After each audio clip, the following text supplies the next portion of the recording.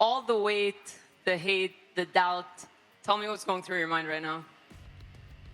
I told you so. For me, like I said, the people that I have around me, my team, my coaches, we believed in us. I don't need the world to believe in me. I don't need anybody to believe in me. We don't need applause. We know how good we are. We know what we're capable of doing. And now we're the world champions. And when I spoke to you before, you had predicted domination, which a lot of people criticized. For the large part, this was pretty dominant, minus the round that he had your back. Were you surprised with his offensive grappling? No, like I said, I think I'm the best fighter in the world. I know I'm the best fighter in the world. I just had to prove it, and I had to show you guys. We had 3 years to sit there, and I had to sit there and dwell on that thing, that last fight of everybody saying, oh, he would have beat him. He would have won the last other rounds. He would have did this. He would have did that. We didn't even get started that fight. This fight, we got started. This is what we did. We just dominated the champion. We made it look easy. And we did it better than Kobe did, better than Usman did. And, you know, they're national champ wrestlers. They're this, this, and this. We went to Bogan High School. Shout out to Lou Taylor. Me, I don't know if you saw Shavkat Rahmanov tweeted, he basically called you out. It was respectful. He said, you know, you promised that you would defend your title against me. Would you be interested in defending against Shavkat first? Yeah, of course. I mean, I've literally never turned down a fight. I never backed down from anybody. I've had so many people turn down fights against me. So now I'm at the top. I'm the man. And for me, now cementing my legacy as the best welterweight to ever do it. I'm not going to sit there and call out these random guys and everything. Who's next in line? Who's the best in line? And I'm going to show you what I am, what I could do. They thought Leon could walk through me. Now I'm going to walk through all these other guys. Well, in front right here.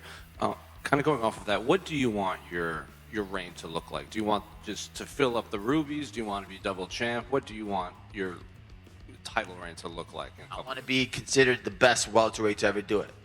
People laughed at it when I said it the other day, and they were like, oh, he said he compared himself to GSP. Ha ha, what an idiot. But now look where I am. Look at the guys I have in my resume.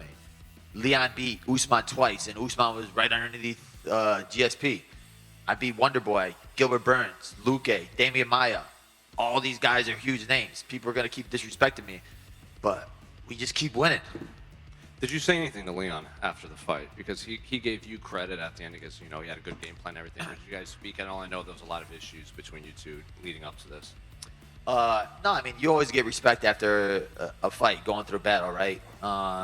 For me, it was just, it took me 3 years to get that taste out of my mouth. 3 years to finally get this fight back. And I had to deal with all the haters and all the trolls and everybody saying that he would have beat me, he would have did this, he would have did that. But now there's nothing else for them to say. In your mind, what would it take for you to leapfrog GSP? Just pass his title defense record? Is it finishes? What else do you have to do? I think beating this next generation of guys, right? You have Shavkat, you have Ian Gary, you have the JDM. So there's these young up-and-comers that everybody's saying are killers. They're probably still saying these guys are going to kill me next, right? So if I go out there and I walk through all these guys, and then I beat the old generation, I just want to be the guy that did everything that you said I couldn't do. And then if we go up, if, what's his name, Driscus still has the title, he beats what's-his-face, Adesanya, and, you know, he was trying to talk tough to me, I'll go smack him around, try to get 2 belts. So just shout out to my team. They're my family, man.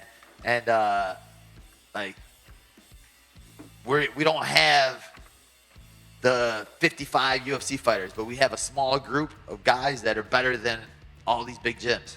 And the last one for me on this fight specifically, obviously the jab played a major factor in this, you know, facing southpaw. Was that the game plan coming in, or just kind of find out like right away that you could rely on this throughout the fight? Man, you heard my coach Horacio talking about I got that Canelo boxing, right? And they said, oh, you don't got boxing. But you saw that jab. It was smacking him the whole time. Belal, it took you, down here, it took you 3 years to get that rematch with Leon. Would you be willing to do what he did and didn't do and give him a rematch straight away? Yeah, I'll give him a rematch in 3 years. Let him work his way back up. No, I think it was a dominant fight. There was really no need for a rematch. And I don't think he was that he had that long reign of a champion where, you know, he's entitled to a rematch. For me, I came to his hometown in front of his people in enemy territory. So it was all like a layup for him. But I blocked it. And you touched on it there, coming to enemy territory. How nice was it to, well, absorb those boos, but then silence everybody? I just want to find that little kid with the red hair that gave me like the middle finger. I was like, bro, look at me now. Look at me now. He's a kid, man. Leave him alone. Bro, I was trying to give him a fist pound on the stage, and he's just like, you suck. And I was didn't see that. Fair enough. Yeah, I was like, bro, what the heck? Obviously, Shavkat Rakhmonov is the fight that a lot of people, or the fighter that a lot of people think is next up in this division. How do you think a fight between you two plays out? I think we go into every fight differently, right? And we have a strategy for every fighter. And I think we're the best team at breaking down guys. My last two fights, Gilbert Burns and Sean Brady, I didn't shoot one takedown. This fight, I outstruck Leon and I took him down whenever I wanted to.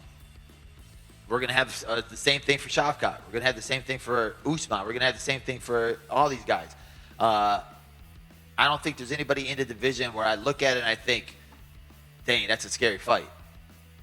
Is your outlook now as a champion to be a champion that gives all challengers a shot at the belt who are worthy in your eyes? Yeah, 100%. For me, it's like I had to beg Dana White in it for the opportunity. He promised me I would get it, and he stuck to his word. He gave me this opportunity now, so for me now, it's showing the UFC, showing Dana White and all of them that I could be the best champion you have, the champion that fights all these guys. I want to be a champion like the reign of Volkanovski and Adesanya, where they looked at the next guy in line. All right, let me beat this guy. Let me beat this guy.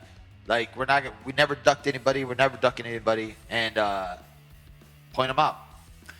Leon Edwards referred to you as a stepping stone towards his goals. He was looking past you a little bit. Did that just motivate you, hearing what he was saying on fight week? He was scoffing at you at the press conference.